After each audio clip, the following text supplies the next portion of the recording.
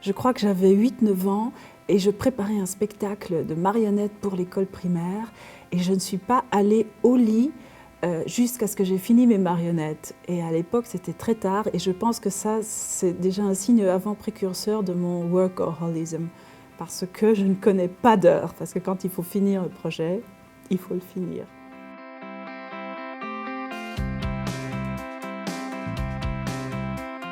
Je suis Florence Hoffmann, je suis née le 20 avril 1966 à la Clinique Polaire et je suis artiste plasticienne.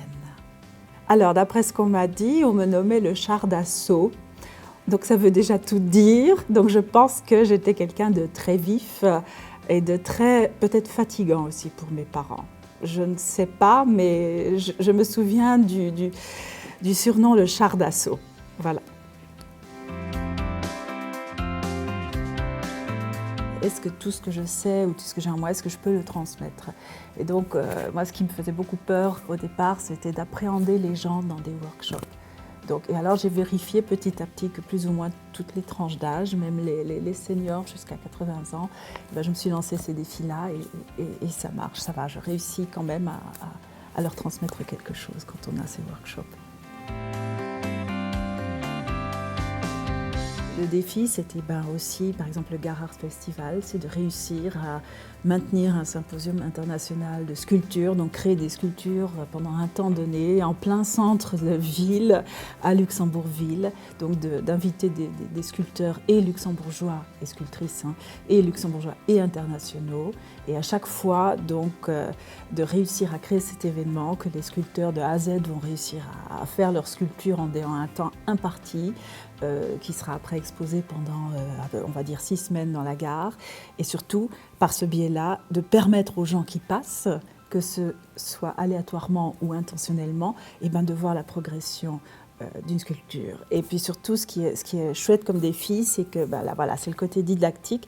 Les gens, tous les 2 ans, vont pouvoir voir comment on fait une sculpture en bois, en béton, en métal, même en sable. On a fait du sable, donc des choses éphémères.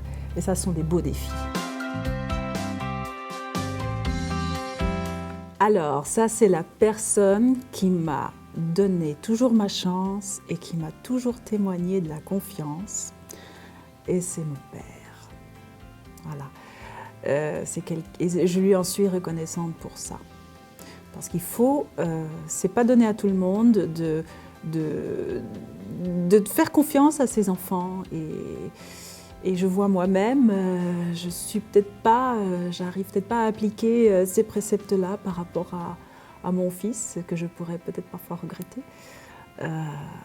Mais voilà, rester confiant et donner de la confiance à la personne qui est en train de se construire et de croire, continuer à croire en elle et de ne pas justement avoir peur qu'il lui arrive trop de choses négatives parce que ça bloque. Qu'elles devraient croire en leur instinct parce que souvent on a différentes sources d'informations et donc par rapport au petit bébé, etc. Et si on n'est pas très sûr de soi, on va lire tout et son contraire. On va entendre tout et son contraire et c'est très déstabilisant. En tout cas, c'est ce qui m'est arrivé. Et donc, si les mamans peuvent finalement se dire « mais tel que je le ressens, finalement, c'est probablement pas si mal que ça », c'est probablement la meilleure des choses qu'elles puissent faire. Il y a 10 ans, j'étais à plusieurs endroits et notamment en un bel endroit pour une sculpture monumentale en Thaïlande. Voilà.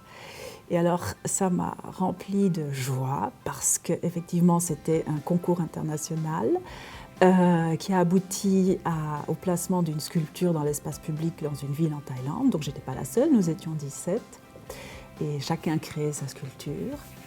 Donc, j'étais là.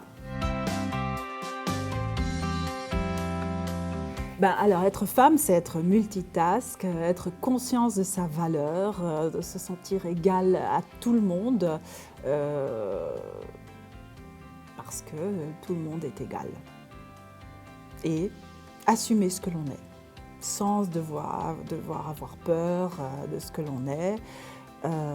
Et ne pas se laisser enfermer dans des rôles quand on ne veut pas les endosser. Voilà.